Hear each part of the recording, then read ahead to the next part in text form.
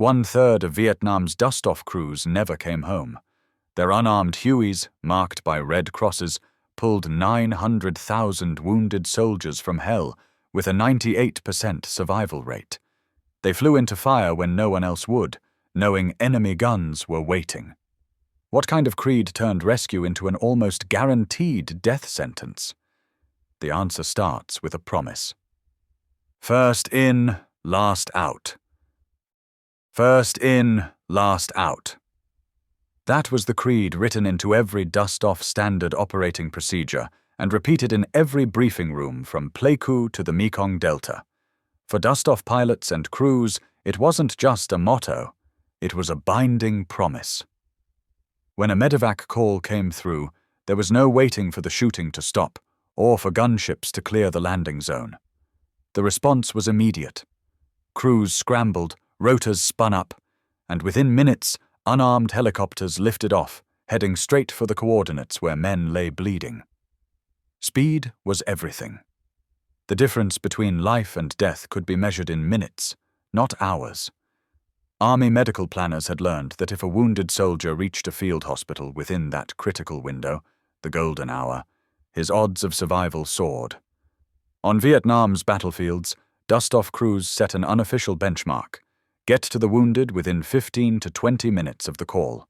That meant flying through weather that grounded other aircraft and braving enemy fire without hesitation.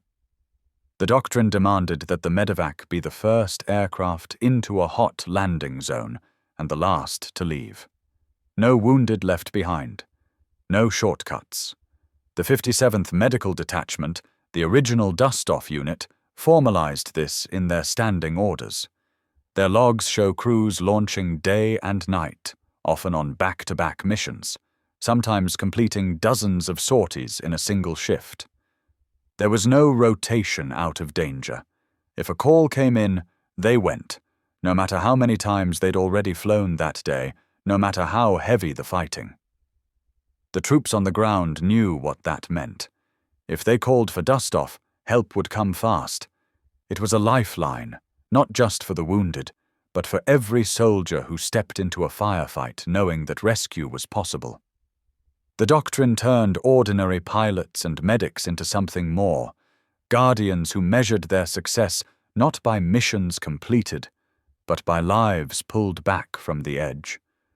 The cost of that promise would be measured in the stories and the sacrifices of those who lived and died by it.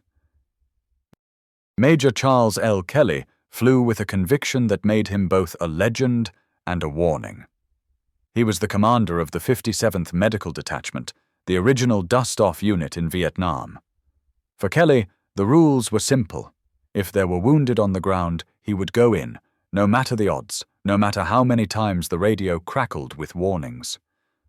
The call came too hot on July 1st, 1964, as enemy fire swept the landing zone near Vinh Long.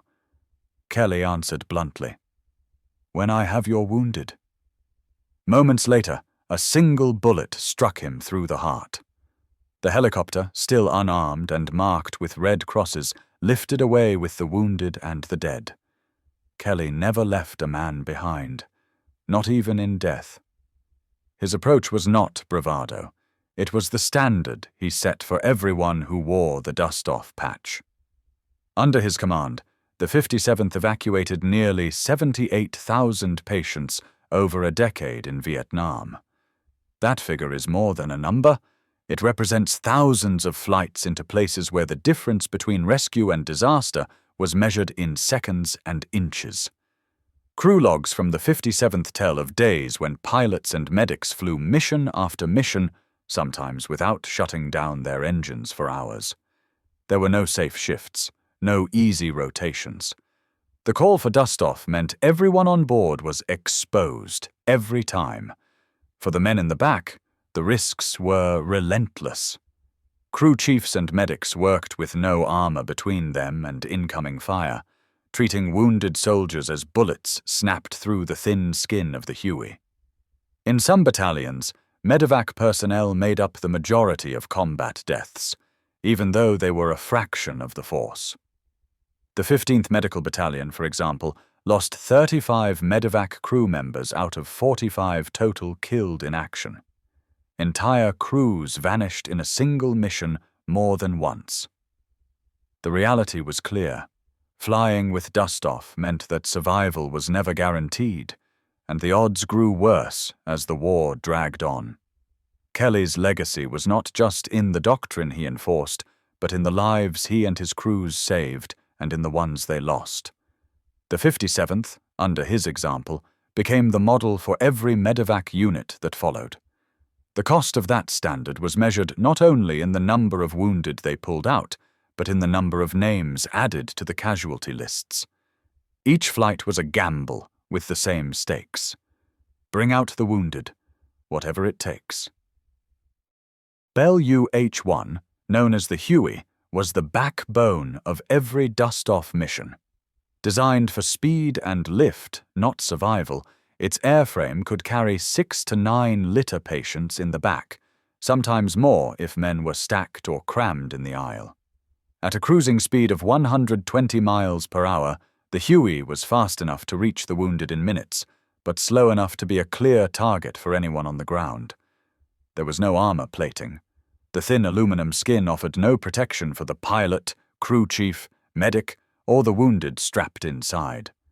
The engine sat exposed beneath the main rotor, vulnerable to a single burst of small arms fire from below. Large red crosses, meant to guarantee safety under the Geneva Convention, made the helicopters stand out against the jungle and rice paddies. Every flight manual warned against exceeding the weight limits, especially in the heat and thin air of the Central Highlands. But in Vietnam, those limits were more suggestion than rule. Crews routinely overloaded the Huey by 600 or 700 pounds, trusting the machine to hold together as it clawed for altitude with lives hanging in the balance. Hovering out of ground effect in 95-degree heat, the margin for error vanished. One engine hiccup, one hit to the transmission, and the aircraft would drop like a stone. Captain Patrick Brady pushed the Huey further than most thought possible. On January 6, 1968, he flew 3 different helicopters into the teeth of enemy fire and dense fog, evacuating 51 wounded men in a single day. Each aircraft came back riddled with holes or too damaged to continue. Brady's Medal of Honor citation describes him landing in places so thick with smoke and gunfire that other pilots refused to try. He improvised, sometimes flying backwards to avoid incoming rounds, sometimes taking off overloaded and skimming treetops to build enough speed to stay airborne. The Huey's limits were written in the manual, but men like Brady redefined them with each impossible rescue. Fog as thick as wet cement pressed against the cockpit glass. Pilots strained to see their own rotors, flying blind just feet above treetops, trusting instruments and the voice of a crew chief shouting bearings through the static. In the monsoon, water poured through open doors, soaking stretchers and blurring the line between sky and ground. Dustoff crews took off anyway, knowing that every minute lost meant another man bleeding out in the mud. When gunfire erupted near the landing zone, the standard approach became a death sentence. Some pilots reversed the Huey, flying backward to keep the nose and the red cross pointed away from enemy tracers. The overloaded engine screamed, forced to lift as much as 700 pounds beyond the manual's limits. At night, the only light came from muzzle flashes and the dim glow of the instrument panel. Crews landed in clearings they could not see, guided by the shouts of wounded men or the desperate signal of a single flashlight. Enemy forces learned the pattern. They baited Dustoff with wounded, setting up ambushes around bodies left in the open. The cost of that predictability became undeniable during the Bat-21 rescue. For 12 days, helicopters circled the same patch of jungle, trying to reach one downed survivor. Each sortie drew more fire. 5 aircraft were lost. 11 airmen died. Strategic bombers were diverted from their targets just to keep the rescue alive. The rescue became a trap, consuming men and machines in a cycle of hope and loss. For the crews, the lesson was brutal.